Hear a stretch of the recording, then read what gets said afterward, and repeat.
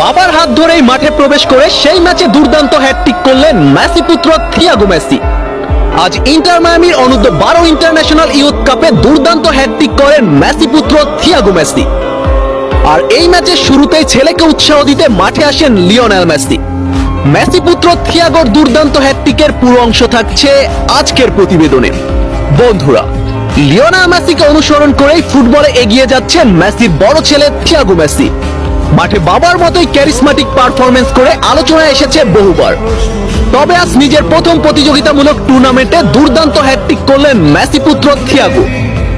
আজ ভোরে international youth টুর্নামেন্টে অনূর্ধ্ব 12 টিমের জার্সিতে দুর্দান্ত হ্যাটট্রিক করেন মেসির বড় ছেলে থিয়াগো মেসি।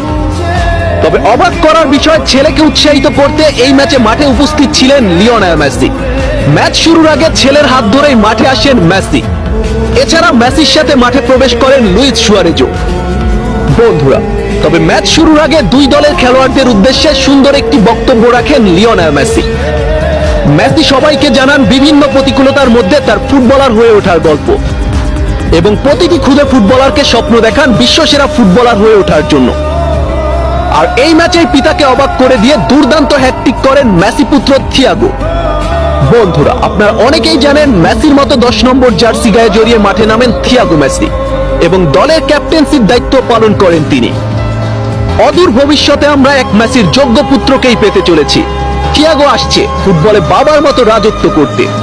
বন্ধুরা, আপনাদের কি মনে হয়, মেসি পুত্র থিয়াগো কি পারবে লিওনেল মেসির লেগাসিকে ধরে রেখে বিশ্বসেরা ফুটবলার হয়ে উঠতে? কমেন্ট বক্সে আপনাদের মতামতটি লিখুন। আর হ্যাঁ, আর্জেন্টিনা ফুটবল রিলেটেড